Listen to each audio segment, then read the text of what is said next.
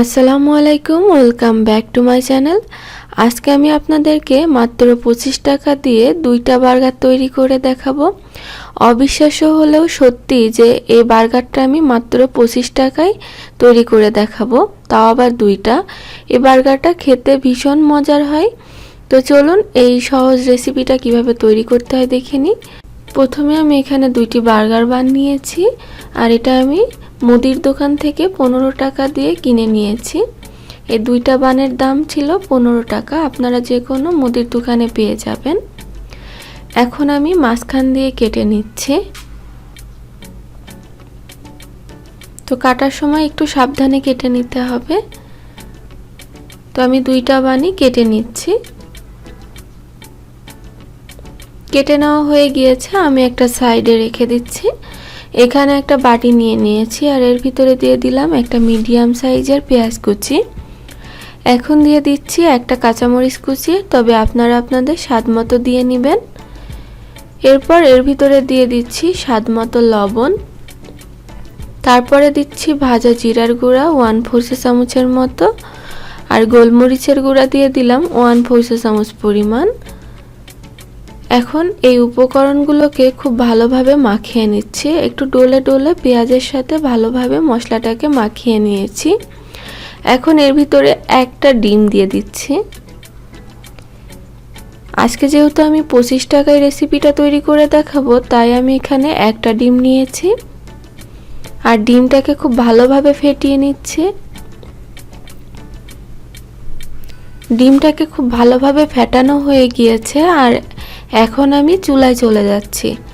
চুলায় একটা প্যান গরম করে নিয়ে তার ভিতরে আমি খুব সামান্য পরিমাণে একটু তেল দিয়ে নিয়েছি, আর তেলটাকে ছড়িয়ে নিয়ে এর ভিতরে ডিমের যে মিশ্রণটা তৈরি করে রেখেছিলাম সেখান থেকে অর্ধেকটা দিয়ে দিয়েছি। আর যেহেতু আমি প্যানে ভাজছি, এজন্য ডিমটা ছড়িয়ে যাচ্ছে। আমি চাচ্ছি একটু রাউন্ড শেপ করতে, তাই আমি চারপাশ থেকে একটু আটকে নিচ্ছি, বা যেগুলো একটু বেশি বেড়ে গিয়েছে এগুলোকে আমি একটু সাইজ করে নিচ্ছি।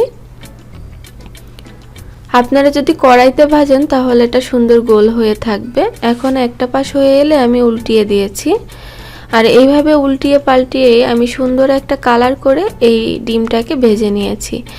বাকি যে অর্ধেক ডিমের মিশ্রণ ছিল সেটাকেও আমি একইভাবে ভেজে নিচ্ছি।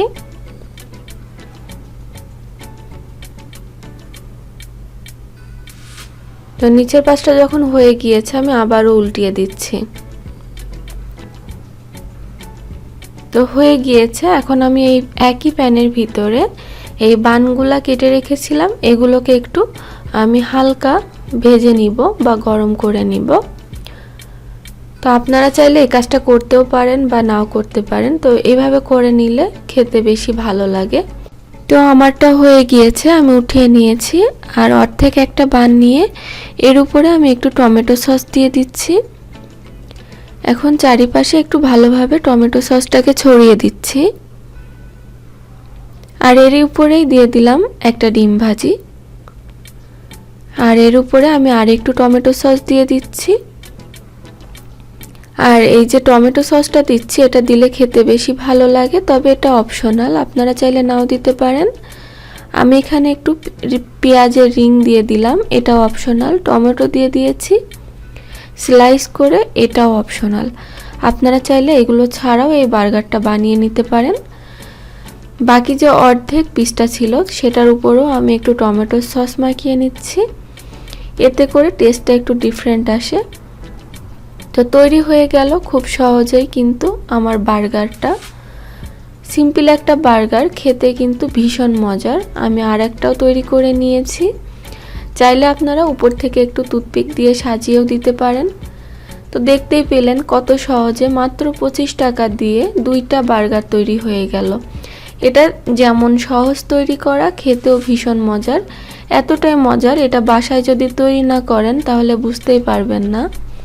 তো আমার রিকোয়েস্ট থাকবে বাসায় একবার হলেও তৈরি করতে, আর খেয়ে আমাকে জানাবেন এই রেসিপিটা আপনাদের কাছে কেমন লেগেছে।